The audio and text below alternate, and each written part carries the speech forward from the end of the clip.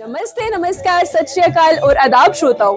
आपने ट्यून किया है 88.4 एफएम सदाए पीर पंजाल, आपका अपना कम्युनिटी रेडियो स्टेशन। और मैं हूँ आपकी होस्ट एंड दोस्त आरजे निधि, और मेरे साथ है सदाए पीर पंजाल की पूरी टीम। और आज हमारे स्टूडियो में रौनक लगाने आए हैं आर्मी गुडविल पब्लिक स्कूल के बच्चे और उनके staff member.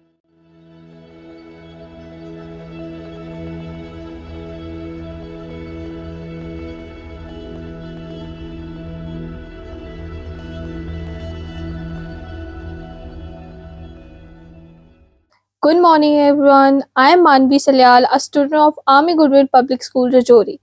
Even today, in this digital world of mobiles and podcasts, radio is still with us, giving news, music, weather updates, and a strong voice to people everywhere. Today, I'm here to recite a poem on the theme The Old Radio that connected homes in the past and continue connecting hearts even now. The old radio sat quietly in the corners, calm and slow. Its crackling voice told stories from long ago. On result days, heart would raise. Holding the breath, they hear. One announced number changed future, hopes, and fear. No screens, no instant news. Radio was the real friend, bringing the world in one voice from start to end. The old radio wasn't just a sound, it was the story of memories. In every news, every result, radio was history and still our Sati. Before screen learned to speak, the old radio taught the world to listen. The old radio may fade in sound, but never in the ways it connects us. I hope you enjoyed Sadai Peer Panjal 88.4 FM.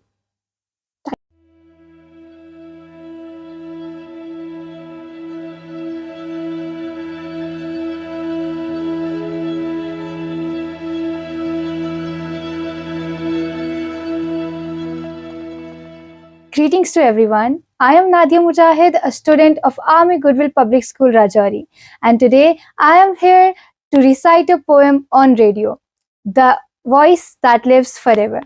In the early hush of morning light, a soft voice rises through the air, like a memory learning to breathe, gentle, warm, and always there. A small old box on a wooden shelf, जिसमें बंद है सालों का प्यार.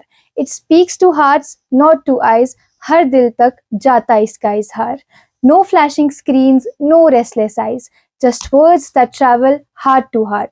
हर सुर में छुपा एक एहसास, turning ordinary moments into art. It tells us stories of faraway lands and sings the songs of yesterday. कभी हंसी बनकर रूम भर जाए, कभी आंखों को नम कर जाए. From quiet villages to crowded towns, एक ही धुन सबको जोड़ के रखे.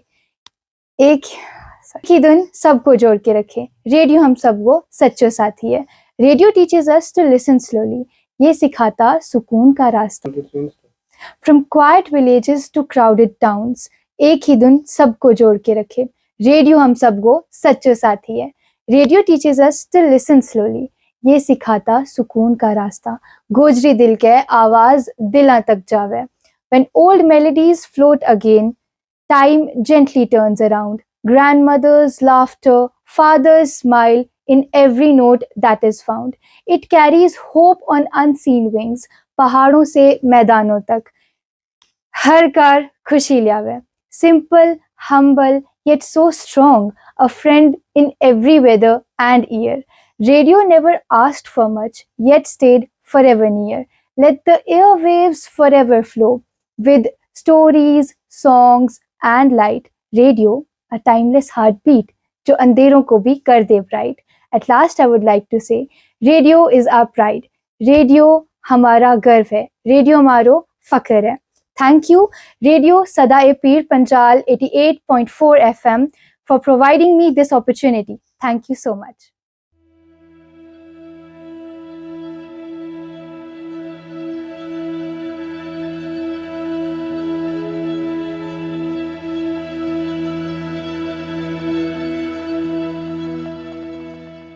Ram Ram, Sat Shri Akal, Adab, Namaste to all listeners. I am Mahir. And I am Sanjana जो माही के साथ शब्दों को जोड़कर इस कहानी को आकार देना चाहती है. So welcome to our world. So today we are here to represent our school and to tell you all a story that tells us how Radio Pahari helped a girl to live her dream life. So this story is about Riya, who lived in a small village of Jammu and Kashmir. She was passionate about singing from a very young age, and her voice was like the sweet sound of the mountains. Oh, पढ़ने लिखने से भी चंगी सी. Well, her parents wanted her to become a doctor, so she decided to study for the medical exam. Riya studied very hard. लेकिन ਉਹਦਾ ਦਿਲ ਤੇ radio ਤੇ ਵੱਜਦੇ ਗਾਣਿਆਂ ਤੇ ਸੀ. She tried her best, but unfortunately, she failed in her first attempt. She was so heartbroken and didn't know what to do.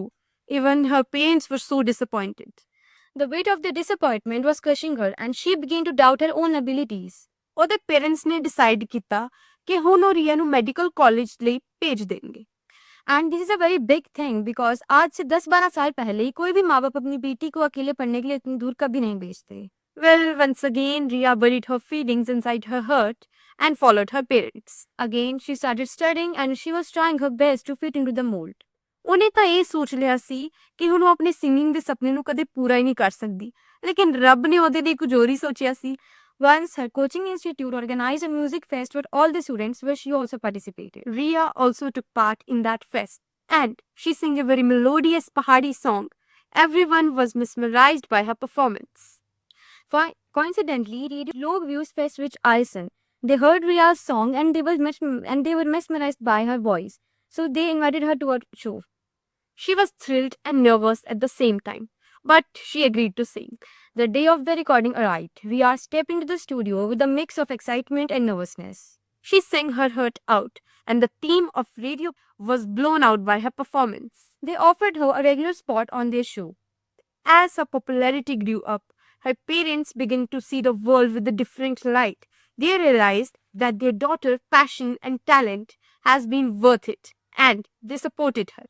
Riya एक famous singer बनेगी and her voice echoed across the mountains, inspiring others to follow their dreams. तो इस कहानी से हमें ये सीख मिलती है कि सिचुएशंस चाहे जैसी भी हों, हमें अपने टैलेंट और अपने पैशन को कभी नहीं भूलना चाहिए. Her journey is a testament to the power of perseverance and the importance of pursuing one's career. With this, our story ends here. Thank you so much everyone for having us. It's been an absolute pleasure connecting with all of you across the hills. And at the end, we wanted to share some lines with you. पहाड़ों की ठंडी हवा और अपनों का साथ, भूल ना जाना कभी ये मिट्टी की बात. आज विदा लेते हैं पर फिर मिलेंगे जरूर. यारो सदा खुश रहो, यही है दिल से मुराद.